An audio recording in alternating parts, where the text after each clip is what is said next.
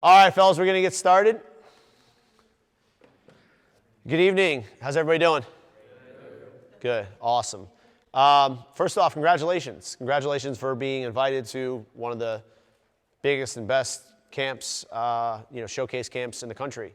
I know some of you here probably are like, oh, well, it's no big deal. Yeah, in some ways, but I think it's important for you to take a moment every once in a while and give thanks and have gratitude for the things that you've accomplished. I know it's always thinking about the next thing, but I think one of the most important skills that you can have is understanding and being thankful for the things that you do have, right? And that is a practice of gratitude, right? Gratitude is a practice, just like many other things. Just like you practice, lacrosse, you have to practice gratitude. For me, it doesn't come easy because I came from a background of not what we have isn't good enough. So we got to keep going forward. I know some of you guys are thinking right now, like, hey man, this is just the tip of the iceberg. I got to keep my eye on the prize. But here's one of the things that I started to come across in my life is that if you're not happy with what you got, what makes you think you're going to be happy with the thing you're going to get? Right? So if you're like, oh, when I get that thing, then I'll be satisfied. What makes you think that that thing's going to want to come to you? Right? I think we think about hunting down our goals and stuff a lot of the time. Does anybody have a goal that they want to share? Sports-related wise. Doesn't have to be anything crazy. Anybody have a goal? Anybody not feel comfortable sharing their goals? Raise your hand. Cool. Okay. All right. Anybody really want to share their goal now? Go ahead, my man. You raise your hand. What's your goal? What's your name, brother? Wiley. Wiley, do you have a goal in mind? No. No? Okay. Cool. And here's the funny thing. Does everybody notice what happens? Does anybody notice what happened to Mr. Wiley as soon as everybody's eyes came on him? What happened? Got nervous, right? Yeah. Got nervous? Yeah. So what does that say about us when all of a sudden we have the eyes on us? Sometimes go ahead. Scaring of being humiliated, right? So here's the cool thing. For you guys to become what you want, you've got to go through that scary part of being humiliated. Why? Because great people will have the spotlight on them. So if you want to be the guy who gets the ball at the end of the game, you've got to be also the guy who's comfortable of being humiliated. That's scary. That's some scary stuff. That's really, really scary. And if that reason exists, that's probably the reason why you're not getting the ball at the end of the game. Right? If you're scared of being humiliated, that can't coincide with also the success. So one of you is going to have to go. And you may be saying, wait, there's multiple me's? Yeah. There's the you that thinks this is who you're going to be for the rest of your life. And then there's going to be the person who has to actually step in to the person you're going to be. Because the person you are now, right now, is not going to be the person that goes off to college. Or goes to high school in this case. Right? The person who's gotten you to this point is going to have to die, and a new person is going to have to come forward to get you to the next level. So if you think the things that you've been doing so far are going to get you a college scholarship, it's not going to happen. The things that you have gotten you this far have gotten you this far. But for you to take it to the next level, you're going to have to let go of those old things and step into a new version of you. Here's a perfect example. Does anybody find that their time is stretched thin when it comes to school? Raise your hand. Who has a hard-pressed time finishing all their responsibilities? Raise your hand. Nice enough. Come on, be proud. Everybody else is here. Awesome. All right. What I want you everybody to do, real quick. Guys, most of you have iPhones, right? Take out your phone. Here we go. You got your phone in your hand. Okay, if you don't have your phone, that's fine. Open your phone and go to settings. Hit that button. Okay? Just leave it right there. Once you've done that, hit screen time. There should be a button that says screen time on your phone. Some of you may not have that. Okay, you have your phone. Okay. This individual, I'm not going to name his names, but I like to point elbows sometimes. This individual is at a lacrosse camp playing lacrosse most of the day. Most of the day. And this individual is on his phone for 3 hours and 59 minutes this far today. How is that physically possible? Were you on the field texting as you were doing? right? So for those of you, thank you. For those of you who are saying, I don't have enough time to get it all done, bullshit. I call bullshit on you right now. And here's the thing, if you want to take yourself to the next level, you're going to have to look at that phone, right? Listen up, fellas. You're going to have to look at that phone and say, wait a second, is this congruent with who I'm going to be? Is this the person that I need to be for me to get the job done, for me to perform on the high school level, right? Because right now, that's gotten you this far, right? It's gotten you to this point, right?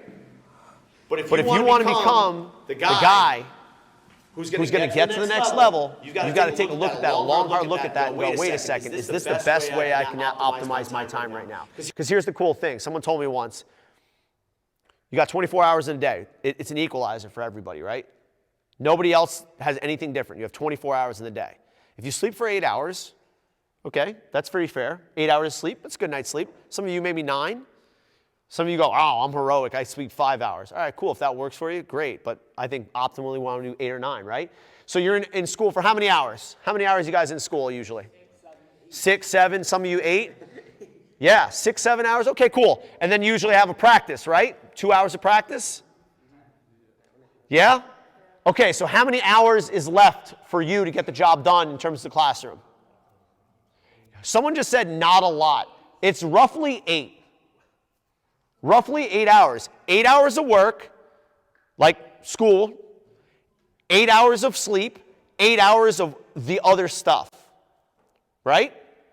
But if you're looking at your phone right now and you're going, wait, I'm using 4 of those hours on my phone, it's not going to get the job done. You got to look at yourself objectively and be like, this isn't going to get the job done, right? So there's one thing right off the bat that you can look at and you can go, wait a second, everybody else is doing this? Everybody else is doing that. If I change it up, I'm ahead of the game. Literally, you don't have to be talented to do that. You don't have to be 6'3". You don't have to have a 40-inch vertical. You don't have to run a 4.5 40. You can literally just look at your phone and go, I'm putting this aside. This isn't going to be conducive to what I need to be. Boom, there's one thing right away that you can learn right now. Number 2, some of you have goals. Write them down. Write down your goals. Because the next step is going to get you closer to them. Write down those goals and then look around at the people around you. The 4 or 5 people you spend most of your time with, are those individuals in line with those goals? Do you want to play college lacrosse? Yes. So you're going to write down, I want to play college lacrosse. And then you're going to look at the 5 individuals you spend most of your time with. Write them down. And then actually sit down and talk with them. Like, hey, man, I want to play college lacrosse. And they go, what's lacrosse? They go, see, I'm never going to talk to you again.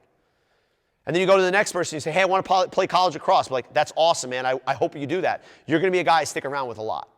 And then you talk to the next one. Hey, I want to play college lacrosse. I want to vape in the parking lot. Bye. I'll never talk to you again. This is nothing personal. It's just, if you want to become the best version of yourself, you got to let go of who you were. Because the best version of yourself is to come. It's not where you were. It's where you're going to go. There's 2 things right away that you can do. 2 things right now that take 0 talent. 0 for you to become the best lacrosse player you can be.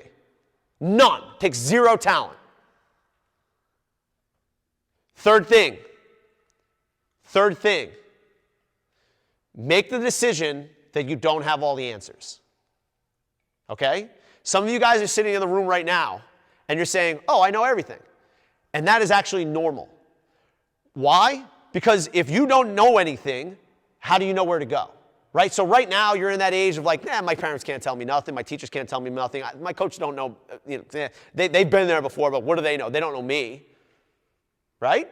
Make the decision right now that those people around you are actually here to help you, not hurt you. They're not here to hurt you. They're here to help you. Right? And if you make that decision, things start to change. The things that they're telling you, they're not nagging you. They want to actually push you to the next level, right? You ever have anybody, your coach, one of your teachers, one of your parents, like, hey man, instead of doing like Fortnite, you should probably be doing your homework. And you go, I have plenty of time to do my homework, right? Or your coach goes, hey man, you use a lot of your strong hand, why don't you use your other hand? Whatever man, I'm scoring goals. But I'll tell you right now, 3 years from now, there's going to be a new version of you, right? There's going to be a new version of you 3 years from now. And they're going to either say, man, I'm really happy that that old me made that decision, or they're going to go, man, I wish I was doing this 3 years ago. Because in that time, that's it, man. You get pretty much 3 years to get your shit together and become the person you need to be, because guess what happens in 3 years? The coaches are going to start calling, right? And it's going to happen like that. So if you aren't making a decision right now that you're going to start becoming the person that you need to be in order for you to go where you need to go, it's not going to happen in time. It's going to pass you by. Right? It's going to pass you by. Opportunities. It's like a bus stop. Opportunities constantly are coming through your life. Constantly through. You guys know what a bus stop is, right? You guys are, your parents are just Ubers, right? You know what a bus stop is. A bus comes, you pay the fare, you get on the bus, and you go. Has anybody ever had an opportunity and it went by? Raise your hand. It could be anything in life. Had an opportunity, it went by. That's fine. That's normal. That's life, right? How many of you saw that opportunity and went, oh man, I wasn't ready for that opportunity? And then looked at it and said, wait a second, what do I got to do? Raise your hand. What do I got to do for the next time the opportunity comes? Raise your hand if you ever had that. Cool. So what that is the bus is coming by. Are you prepared to pay the fare? Right? Because you're getting opportunities. But if your opportunities keep coming and going, you're not ready to pay the fare. How do we pay the fare? We start working. Working becomes normal. Being uncomfortable becomes normal. Because uncomfortability is normal when you're becoming the new person. Because you're having to let go of the things that got you to this point. And there's a part of you that says, no, man, stay mediocre. Stay mediocre. I want you to stay mediocre. I don't want you to succeed because this is comfortable. It's comfortable having everybody laugh at me. Or me being the laughter in the room. Man, I can make everybody laugh. I'm never uncomfortable. Yeah? Well, what happens when the eyes are on you? We talked about this before. When all the eyes are on you and you can't make anybody laugh anymore, what do you then? Where's your armor? You ain't got no armor. The ball's in your stick. There's 30 seconds left. You're behind the cage, and you got to go. Everybody's going to be looking at you then. What are you going to do? Oh, I've never practiced being vulnerable because I've been the jokester all my life. I've never practiced being vulnerable because I put all my problems on other people and other things. I never accepted responsibility for my own problems. And guess what? Some of you right here, right now, can make a decision. Wait a second. I have the power to change my destiny right now. It's not like something you have to work for in 10 years. It's literally right now. Every problem that comes up that you have responsibility for, you can say, that's my problem, and I'm going to learn from it. It's your decision. Okay? It's your decision. So the guy standing in front of you right now, I'm not a conventional, lacrosse player or a conventional background. I started playing lacrosse in February of my senior year. February of my senior year. I was a high-level wrestler. I was a pretty good football player. But spring of my senior year, I lost my final match. I was second all-time in my high school's history of wins. I lost my final match against a guy who was better than me. And I was like, man, this is it. I'm done. I have nothing left. Where do I go? So I ended up going down to spring break with a few friends to Florida who played lacrosse. And I was like, hey, man, I've been kind of kicking around the idea of maybe just throwing my hat in the ring and playing a little lacrosse. And they said, well, we need a goalie. Meanwhile, I come from Westchester County, New York, Bedford, Fox Lane High School. I have an opportunity. I have an opportunity to come in and say, hey, what might happen? So I throw my hat in the ring. And I walk into the coach's office, and the coach in that office is Paul Carcaterra. And I go, hey, Paul, I know you don't know me, but I'm here to play lacrosse. I'm here to be your goalie. And he goes, you played lacrosse before? Nah, but I know a little bit about the sport. I'm athletic. Let's see what we can do. Right? So one of the assistant coaches, Chris Coughlin, takes me up to the shelter. So it's just a big gym kind of thing, and he gives me the crash course in playing a goalie. Right? Next day, I'm out in the parking lot. We didn't have a turf field. We had a parking lot. We practiced in the parking lot. You guys probably been there, some of you guys, right? So, man, that ball bounces pretty hard in February off the parking lot, that asphalt. And I'm learning. And I'm learning. And I'm learning. And after practice is over, grab my stick, hit the wall. Hit the wall. Hit the wall. Because it's not about saving the ball that's going to be difficult. It's going to be about me getting the ball in my stick and getting it out of my stick. Right? Hitting the wall. hitting the wall, hitting the wall. Season comes, I'm doing all right. I can save the ball, okay? I'm better at my outlets. I'm better at communicating. I'm understanding the game. Awesome. So I'm actually starting games. There's a freshman who they obviously want to build up, so they're splitting some time. But I'm starting games. Against every big game, I'm starting. John Jay, Yorktown. I'm playing against guys who are going to be playing in college, who are the best lacrosse players in the country, All-Americans. What do I know? I'm just here to play. So if there's one thing that you can learn from this story is you don't have to know everything to get in there and start. And sometimes not knowing is even better. You don't need to know that information. Just go out there and play. 2 arms, 2 legs, just like everybody else. Get out there and have it. So by the end of my senior year, I do a pretty good job. Our team makes it to the semifinals and sectionals, and that's all said and done. And then a few weeks after the season is over, Paul invites me to No Limit Lacrosse Camp in my hometown in Bedford. And now I'm working at a lacrosse camp with some of the best lacrosse players in the country. He invites all the best lacrosse players in college and the pros to come work this camp, right? So all of a sudden, I'm at this huge disadvantage because I've never played lacrosse before, and all of a sudden, every door and every opportunity starts to open up for me. And I get there, and I am scared shitless because I don't really know lacrosse, and I'm sitting next to guys who have played lacrosse longer than I've known what lacrosse is. These guys are All-Americans in college, and I am literally been playing lacrosse for about 5 months, right? Paul Carcaterra, one of the best goalies to ever come out of Westchester County, All-American at Hopkins, goalie of the year. I'm standing next to him. I'm going, hey, man, what about goalie? What can I learn?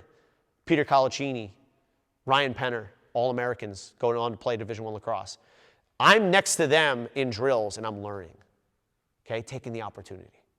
By the end of the camp, I picked up a lot. After practice, after the camp was over, grabbed my stuff from the car. Hey, guys, you want to shoot? Phew, phew, phew. All right, man. Oh, I saved one. Cool. Like, that was it. That was my opportunity right there.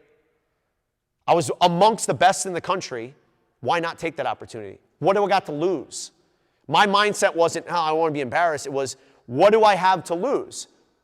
Right? If you think about this, if I just kind of went home and whatever, I don't gain anything. If I put myself out there, I'm going to gain everything. Even if I mess up, that's a learning experience. You either succeed or you learn. By the end of the camp, Paul likes what I'm doing. I work a couple other camps, and he convinces me, hey, man, you're going to Stony Brook. They have a Division I team. He goes, maybe you should walk on there. I go, okay. Someone believed in something I was going to do before I believed it. That's something important. Can you see what you want to become, and can you feel what you want to become before it's in front of you? Because when you do that, that thing will come to you. And that's what I did. The entire summer, I said, okay, I'm going to make the team. I made the team already. I just got to go through the steps of actually doing it. So that entire summer, shooting nonstop, training my butt off, make sure I was in the best shape possible, and doing all the things, the intangibles that don't take talent. Think about being on time. Think about working hard. Think about being positive. All of those things take no talent. So I get to Stony Brook, once again, scared shitless, because I don't fit in with anybody. I'm just trying to blend.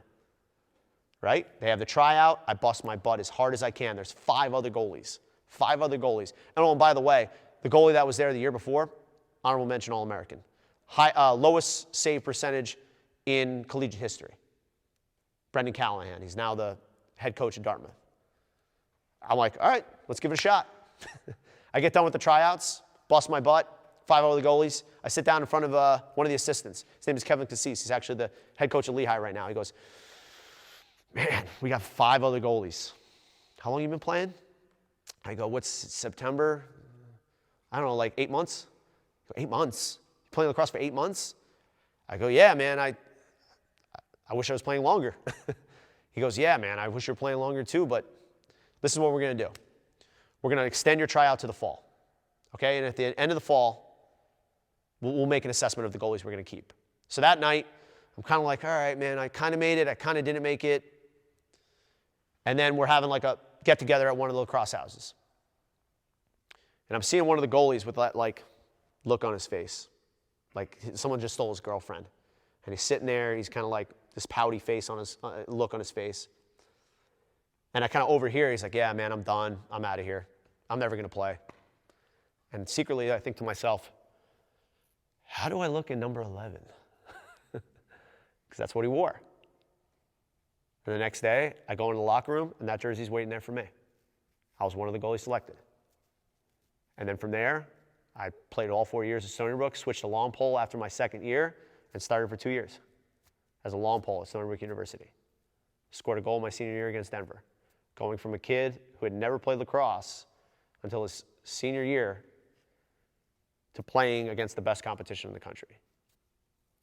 So you might be saying to yourself, I don't have this, and I don't have that, and I'm not big enough, or I don't come from the right place. Bullshit, man. That's just limitations that you're putting upon yourself.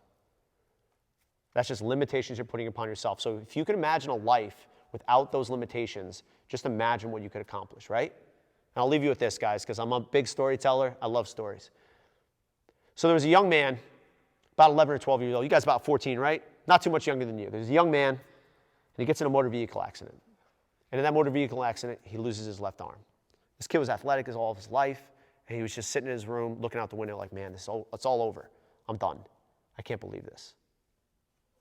So this young man, his father sees him doing that. He's like, I got to do something. And he talks to one of the local judo dojos. Judo, you guys know judo, right? Throwing people, choking them out, that kind of thing. And he goes to the sensei. He's like, listen, my son's got one arm. Do you think you could do anything with him? He goes, bring him in. He goes, really? Bring him in. So he brings his son in, and he's kind of like feeling a little bit sorry for himself. He's coming up. He's like, I don't know what I'm going to do, man. He's like, listen, I'm going to teach you a move, and you're going to practice it every single day. You promise me that? And the young man goes, yeah, I promise. So every day he comes into the dojo, and he practices for 2 hours, this one move.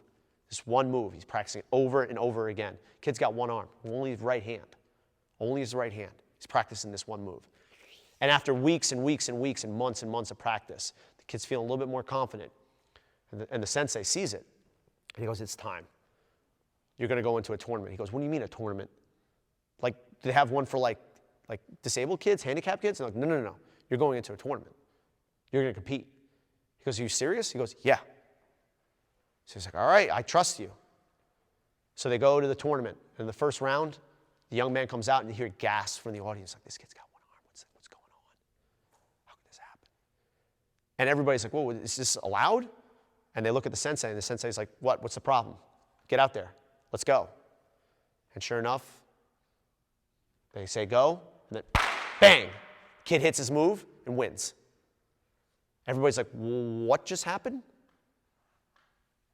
And the kid comes off. He's like, it worked. He goes, yeah, let's go. Second round, he comes in. They shake hands. Bang, hits the move again. Wins. Everybody's like, and the kid's like, the sensei's like, all right, let's go. Come on. So he makes it all the way to the finals. And he goes up to the kid who he's going against, and he's looking up. And the referee looks at the size of the two of them and the fact that the kid's got one arm. And he looks at the sensei. He's like, listen, is this, sensei's like, let him fight. Let's go. So he looks at his sensei and he goes, no, you're training. Let's go. And sure enough, they go, and it's tough. And it's a little bit more challenging than he had ever done before. But right at that last moment, bang, he hits the move, and he wins. And everybody's shocked. This kid, he's got no left arm. He's only got a right arm. He wins. And he grabs that trophy, and he starts walking out to the parking lot. He's looking at it. He's like, I don't get it. And he keeps repeating that. I don't get it. How did this happen? How did this happen? So he sits down in the car, and the sensei is driving them home. He's like, listen, sensei, I know, like, we've been training and stuff, but how did I just do that? And the sensei looks at the boy and he goes, listen, that move, there is only one way to stop that move. And that's to grab your opponent's left arm. So this whole time, this young man thought he had a disadvantage, but the entire time he never realized that's exactly what he needed to win. Like I said before, fellas, you may be looking at yourself right now and saying, because of this, I can't be great. But how do you know that's not what's going to push you to your greatness? Guys, I'm Sean LeFloch. I'm the founder of LeFloch Fitness. You can get me on Instagram and Facebook if you got it. I appreciate your time. Thank you very much.